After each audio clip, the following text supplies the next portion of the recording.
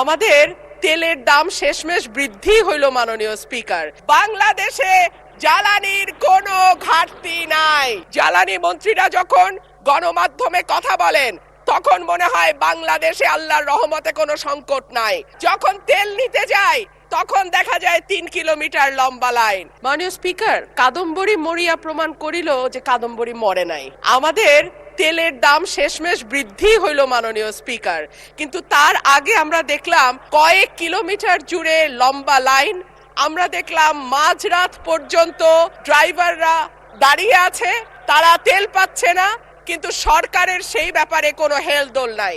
আশ্চর্য হয়ে লক্ষ্য করলাম মাননীয় স্পিকার, মন্ত্রীরা যখন সংসদে বক্তব্য দেন তখন তারা অবলীলায় বলেন বাংলাদেশে জ্বালানির কোনো ঘাটতি নাই। বাংলাদেশের প্রথম 5D AI ইনভার্টার যুক্ত সর্বোচ্চ বিদ্যুৎ সাশ্রয়ী যমুনা এয়ার কন্ডিশন। কিন্তু মাননীয় স্পিকার, যখন তেল নিতে যায় তখন দেখা যায় 3 কিলোমিটার লম্বা লাইন। মাননীয় স্পিকার, সরকার সম্ভবত কিছু পদক্ষেপ গ্রহণ করবার ঘোষণা দিয়েছে। তার একটা হচ্ছে মার্কেট প্লেস 7টা বাজে বন্ধ করে দেয়া।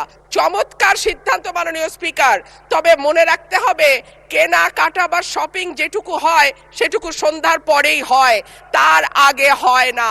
2 হইল অফিস আদালতের সময় বলে পরিবর্তন করবে। মাননীয় স্পিকার, আপনার মাধ্যমে এই সংসদের কাছে আমি জানতে চাই, জ্বালানি মন্ত্রীরা যখন গণমাধ্যমে কথা বলেন তখন মনে হয় বাংলাদেশে আল্লাহর রহমতে কোনো সংকট নাই। ওনারা যদি পরিষ্কার করে বলেন বাংলাদেশে বর্তমানে কত দিনের অকটেন ডিজেলের মজুদ আছে, কতদিন চলতে পারবে, পাম্পগুলো কেন পর্যাপ্ত পরিমাণ তেল পায় না,